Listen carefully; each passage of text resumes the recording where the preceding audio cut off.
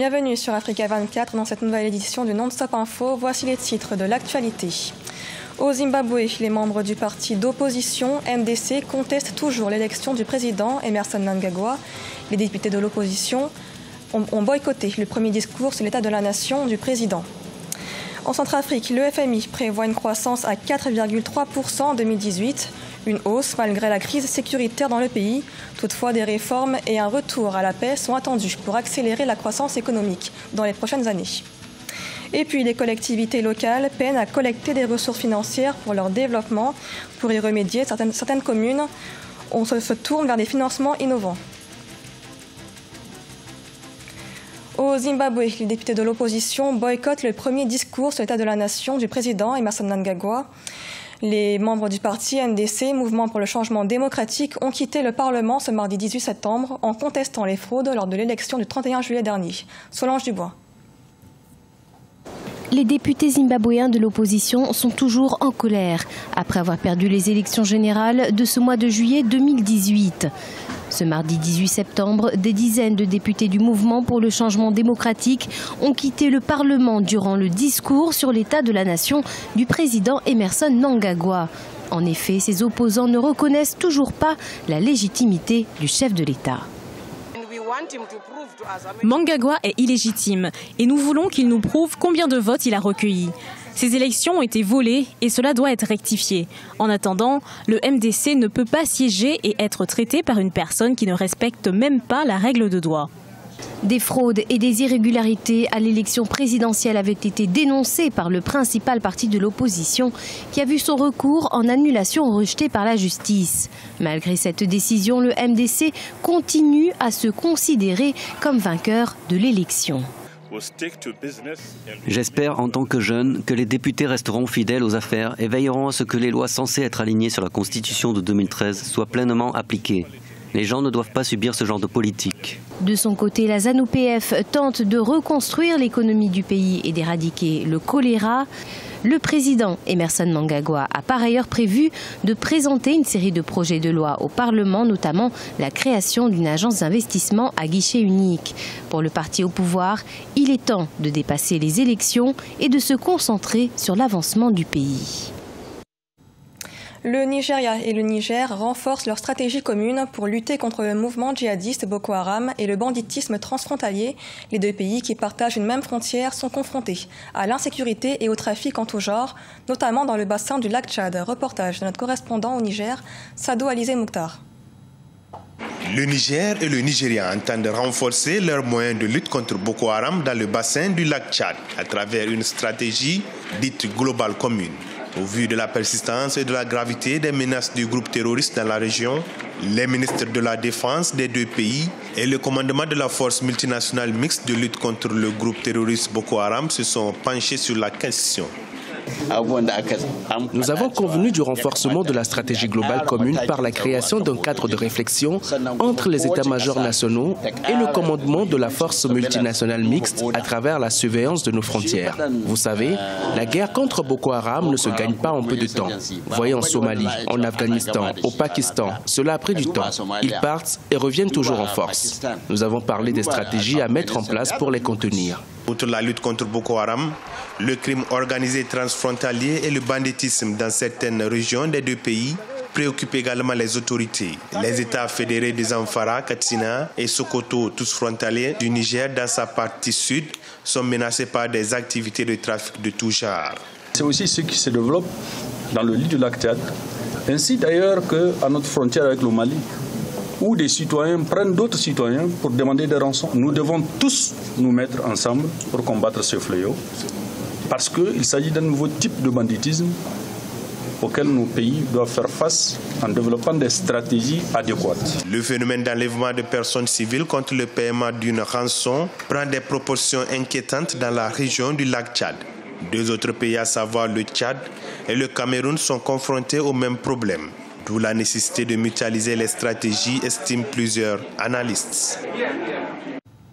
En Centrafrique, la croissance économique progresse malgré la crise sécuritaire et les tensions sociopolitiques. Le pays devrait enregistrer un taux de croissance de 4,3% fin 2018, selon les prévisions du FMI. Une croissance qui pourrait s'accélérer dans les années à venir, à condition que des réformes soient mises en œuvre.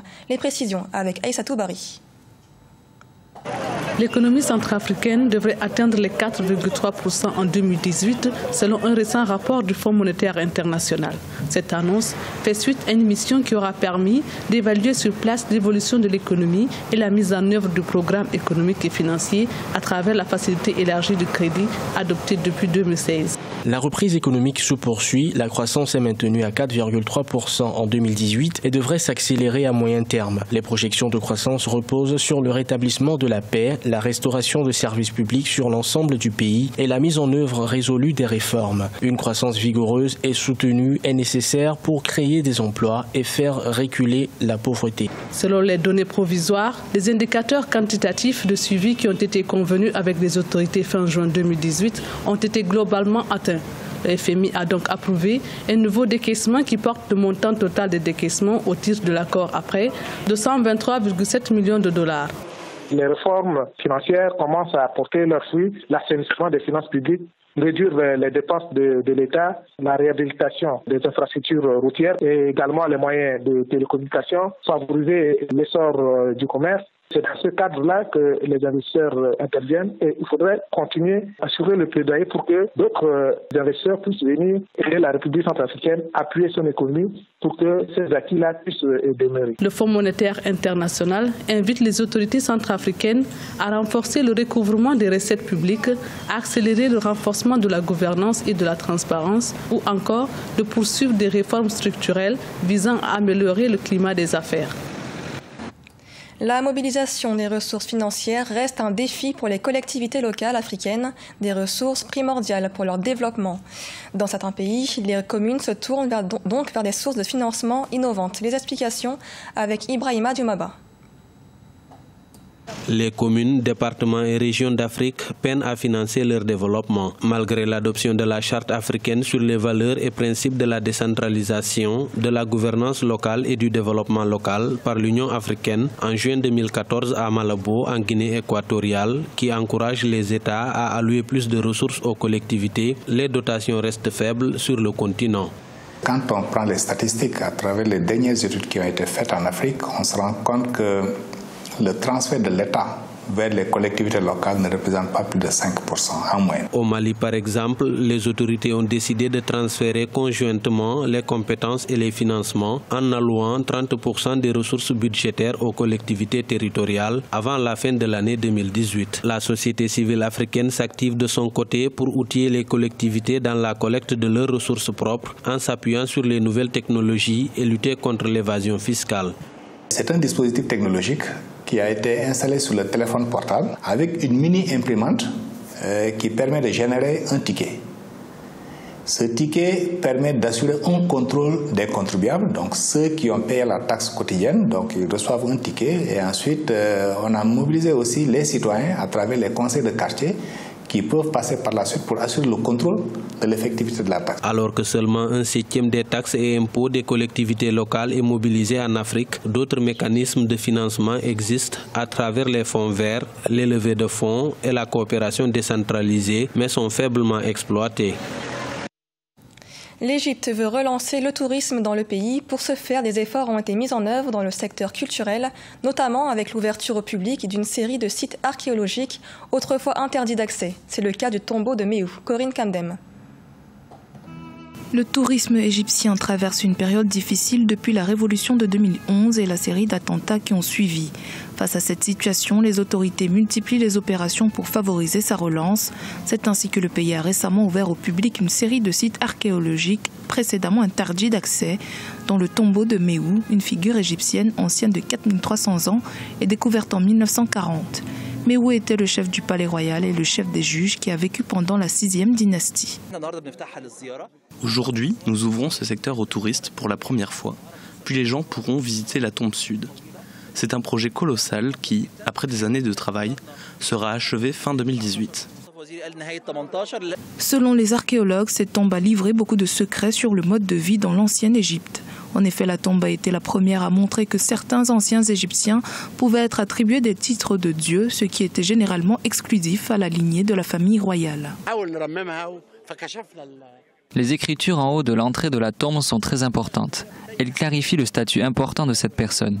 Il était très respecté dans la famille royale et cette tombe lui était dédiée, ainsi qu'à son fils et son petit-fils. Le tombeau de Méhou fait partie du projet de rénovation de la pyramide de Djoser où les restaurateurs travaillent sans relâche à la rénovation de la pyramide et de la tombe sud. L'objectif étant de bientôt pouvoir présenter l'édifice en entier au public, leur offrant ainsi une nouvelle expérience.